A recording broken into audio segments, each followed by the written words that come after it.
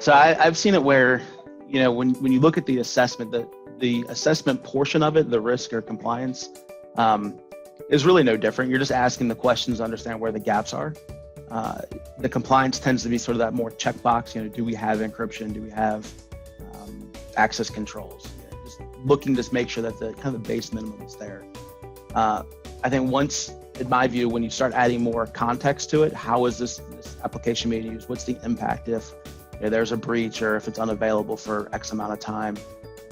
That's when you start to get really into that risk side of it, because that's where you're going to start making decisions, right? When you're looking at from that compliance side, it's that yes, no area just to know if there's a gap. But then when you get to that risk side, you're looking to make more business decisions, help use that information to justify maybe next year's budget or even the security team's existence at that point. So I think that's kind of where I see the difference being. Excellent. Yeah, the way that I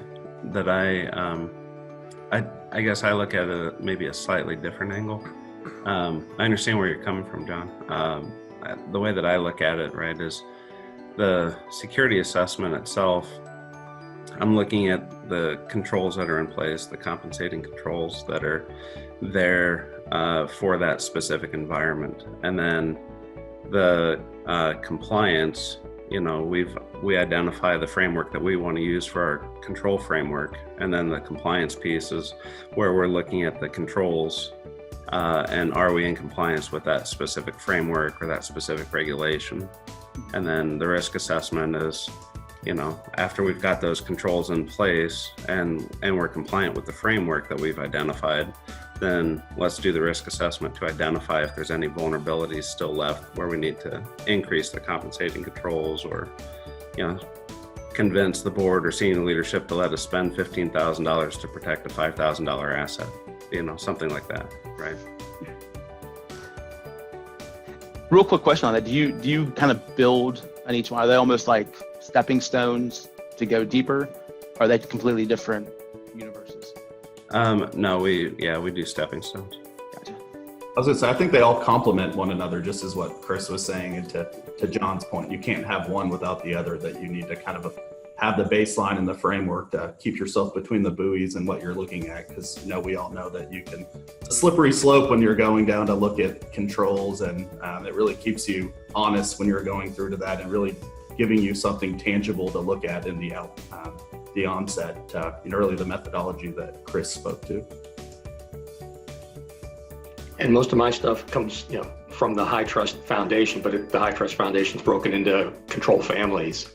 And so each one of those families has different sets of assessments, if you will, although I don't usually think of them like that when I'm working through those sets, but they are essentially, assessing the capabilities of the tools you have that are facilitating that particular control.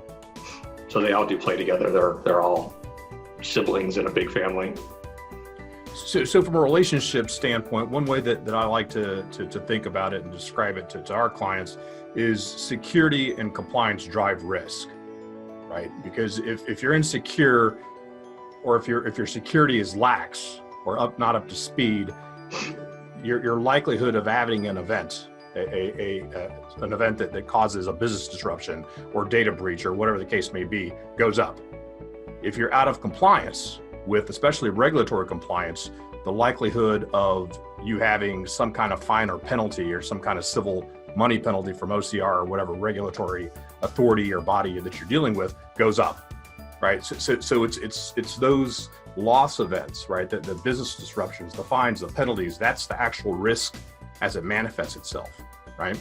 So again, from a high level, our security activities and our compliance activities help mitigate or manage our risk.